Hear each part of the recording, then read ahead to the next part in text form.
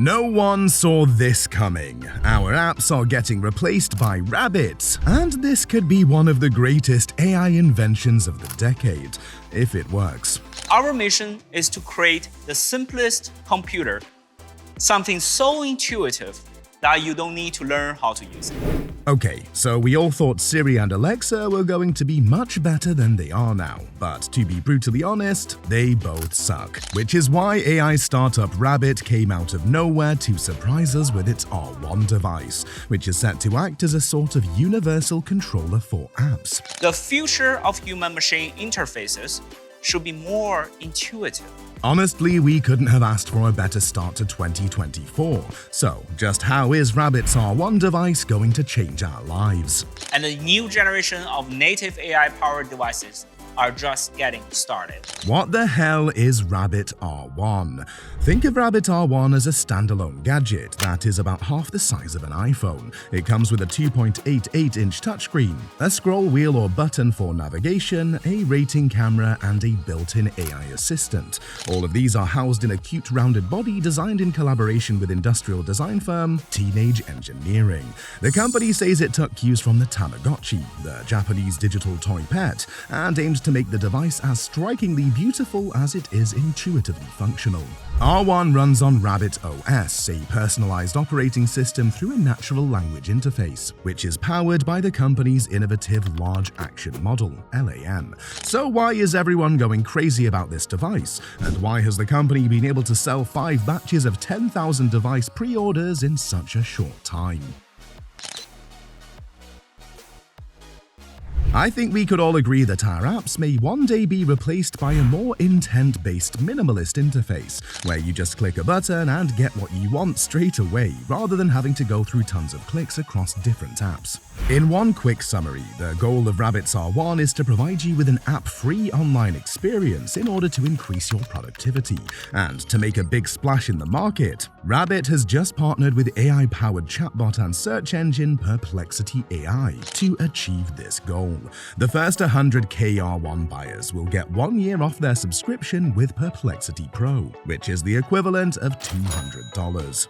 Rabbit CEO and founder Jesse Liu claims the device is powered by a large action model, LAM, instead of the LLMs, large language models, we see on chatbots and voice assistants. Essentially, the Rabbit R1 device observes your complex natural language requests and interaction with the apps on your phone, and then proceeds to replicate them whenever you ask. So, if you want to do stuff like book an Uber or make a restaurant reservation, you could teach the device to do all that because you can manage natural language processing and translate it into actionable tasks with LAMs. If the device is still too dumb to carry out a certain instruction, don't get pissed off just yet. All you need to do is enter into training mode and teach the device the specific task just once. The awesome part about training R1 is that it only takes minutes and doesn't require any API.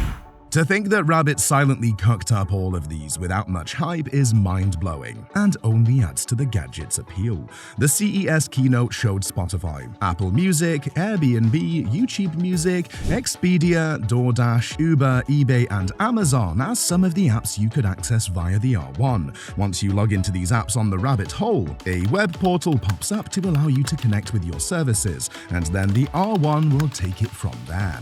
No need for multiple logins or permits. But why couldn't Rabbit's R1 just be an app rather than a separate device? And why aren't you subscribed to the channel already? Think you could take a second to do that and also leave a like on the video. Really helps us to make more videos like this. The Santa Monica company has told us that they are consolidating their services outside of our phones because they want to minimize the distractions and hyperstimulation that we usually get from our phones. But do I really want to be carrying 2 devices around? To be fair, the idea behind Rabbit's R1 agent isn't entirely unique. We saw something a little similar with the Humane AI pin, which we made a video about. Humane even had to lay off 4% of employees to cut down costs before releasing its AI pin. However, unlike the Humane AI Pin, which costs $700 and a $24 monthly subscription, Rabbit's R1 agent device only costs $200, actually $199, and without any subscription. Sounds like an easy buy, right? Personally, I'm sold at this point. The Agent AI device also comes with a couple of smartphone features like a SIM card slot, Wi-Fi, Bluetooth, speakers, and a camera, so you can connect it to your headphones, make video calls, and also use the camera for some computer vision tasks, like taking a picture of the ingredients in your fridge and asking what to cook with them. Although there's a push-to-talk button, you could also shake the R1 to launch a keyboard. On top of that, the device has 4GB of memory and 128GB of storage, and runs on a 2.3 GHz MediaTek processor, which isn't really the worst thing in the world since all the processing happens in the cloud. Rabbit also claims that the battery lasts all day. I guess we'll find out eventually if that's true. Thankfully, the company doesn't claim that the R1 will replace our phones, but instead says that the AI assistant will simply live next to our phones and serve as a substitute when needed. When asked the same question about why Rabbit's R1 wasn't just an app, Liu said that Apple would see his code, which would equate to sharing his company's IP. He also stated he would then need to create and maintain apps for both iOS and Android, which requires lots of ongoing investment for a high level of execution. Liu then concluded that although he could be very successful on the App Store, the perceived lack of sense of security, knowing that a better app could then pop up, wasn't the best idea for his business. Some smart thinking there, I suppose, because in reality, there are actually some risks associated with sharing intellectual property like this, especially seeing the fierce competition that is already happening in the market. Anyway, the debut of the Rabbit R1 AI assistant feels like a full circle moment in tech, but should we just take the company's words for it? In one of the demos, we saw the presenter ask the R1 to book a family trip to London. Within seconds, the gadget had researched flights, hotels, planned activities, and an entire itinerary. After each step, the user just had to confirm the details. For example, if I want to plan a trip to London, I can just describe what I wish in full to R1. We saw something similar when the presenter asked the R1 AI agent to book a ride from his office to his home. Get me a ride from my office to home now. Of course, I will book an Uber ride for you from your office to your home. In yet another demo, we saw him order food from a restaurant. Get me a 12-inch pizza from Pizza Hut delivered to here. The most ordered option on the app is fine. Ordering a 12-inch pizza from Pizza Hut. Doing all of these with just one command looked too good to be true. But if everything works as described, we could be headed towards uncharted territory, guys, because if anything, the demo was impressive. Microsoft CEO Satya Nadella told Bloomberg that the demo of the Rabbit OS and the device was fantastic, and that after Steve Jobs' launch of the iPhone, it was probably one of the most impressive presentations he had seen that could capture the vision of what is possible going forward.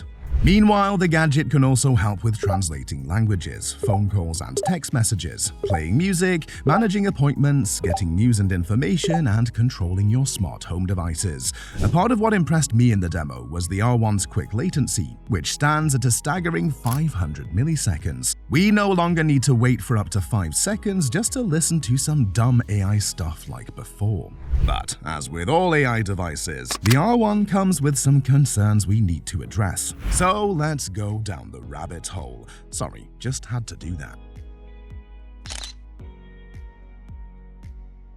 So there are a couple of things some potential users are worried about. First, since everything happens in the cloud, how would the offline experience work? Like saving your playlists for when you're on the go. What then happens? Also, we could point towards the fact that the visual interface looks very text-heavy. For instance, if you want to make a meal, would you rather have a voice bot reading out a wall of text, or would you prefer to simply look at an image of your expected meal? What about those with speech impediments who may not be able to communicate as effectively? How about when you are faced with situations where you cannot talk or hear the phone's responses, or in situations where conversing with a device would be considered rude?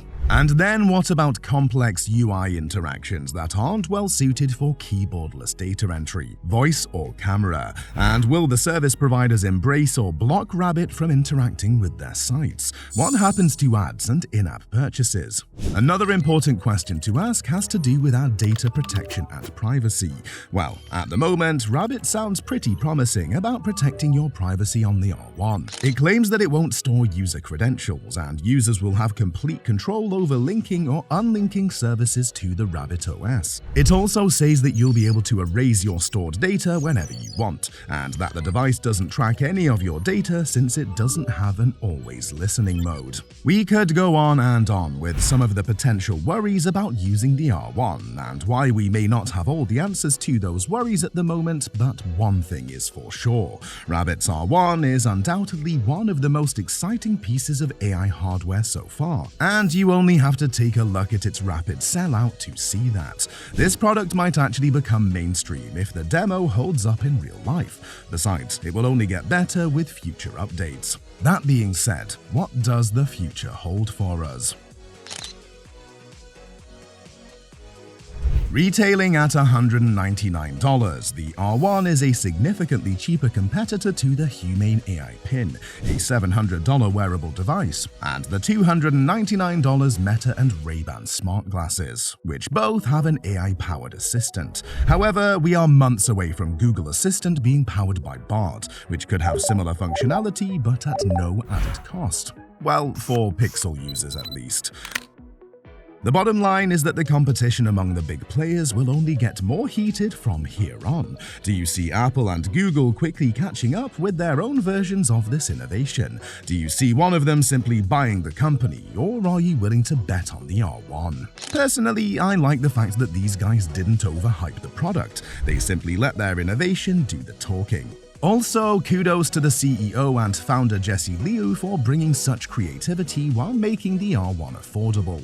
The expected delivery date for the 6th batch of the R1 is around June to July 2024, and deliveries are on the basis of first come, first served. Well, apart from having an AI assistant like this, I'd also love to have one that does all the household chores for me. It's something that Google's mobile Aloha promises, and we just made a video about the robot. Check it out here.